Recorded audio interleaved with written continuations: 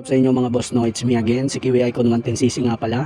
Shoutout pala sa lahat ng mga bagong pasok pa lang na naka Kiwi Icon 110cc. Ang video na ito ay para sa inyo. So simulan na natin mga ka-icon. So sa lahat ng mga naghahanap ng parts and accessories ni Kiwi Icon 110cc, available nyo dyan sa Yellow Basket.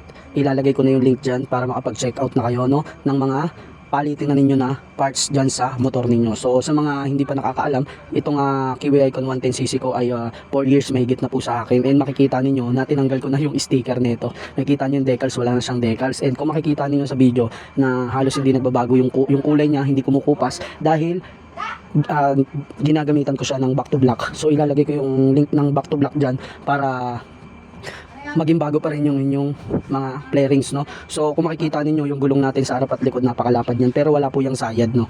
Pero kung gusto niyo magpalit ng gulong, kasi yung gulong ko is 110 by 80 by 14, and naglagay tayo ng extension, no. Kung makikita ninyo yung extension, pero yung shock ko mga boss ay stock yan, 330mm. Nagpalit na ako ng bago pero 330mm pa rin yung shock nung sa akin, no. So nagpalit na rin tayo ng cylinder block.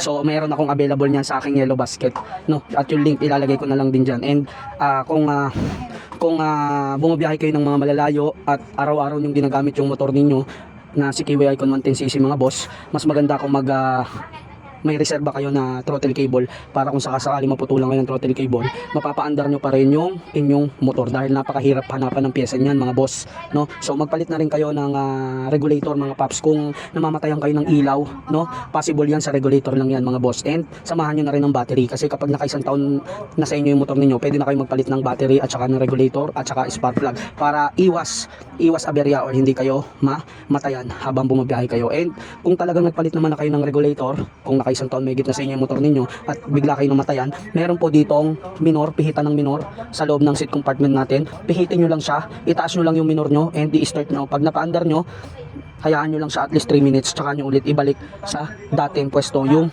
minor ninyo, no, para hindi lumakasagas. Kasi dalawang klase kasi mga paps ang mangyayari kapag sa biyahe na namatayan kayo. Kapag yung inyong motor namatayan kayo, so, di ba pipihitin nyo pataas para mapagana ninyo.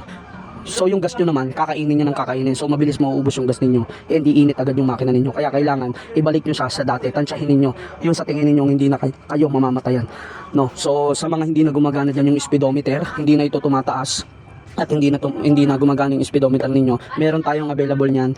Ilalagay ko yung link diyan mga boss do. At saka itong mga switch na to, meron tayong available niyan. So may ball race tayo, pinakamahalaga mga paps, no. Magpalit na rin kayo ng Bendix, no. Kung gusto niyo ng isang pindot lang start agad, sa Bendix lang po yan mga paps. Magpalit na kayo, meron tayo yung available nandiyan sa Yellow Basket. Ilalagay ko yung link diyan mga boss, no. So ano pa ba? So kung gusto niyo ng MDL para sa ilaw ninyo, so yun, meron tayong available niyan sa ating Yellow Basket.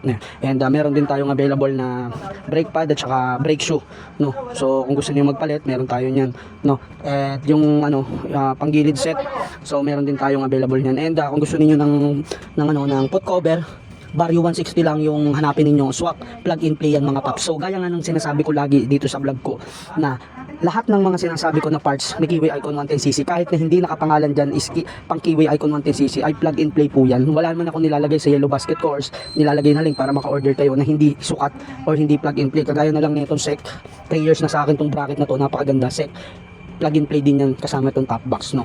So yun mga boss, no.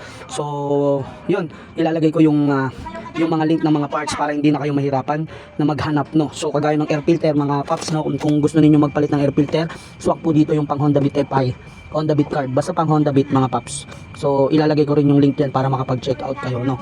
So yun mga paps, no, mag-comment lang kayo mga boss na sa ganun ay makapag-response ako sa inyo regarding sa Kiwi Icon 110cc para everyday smooth at saka mabigyan kayo ng magandang takbo ng motor na ito. So yun na lamang muna mga paps, ingat kayo and ride safe sa inyong lahat.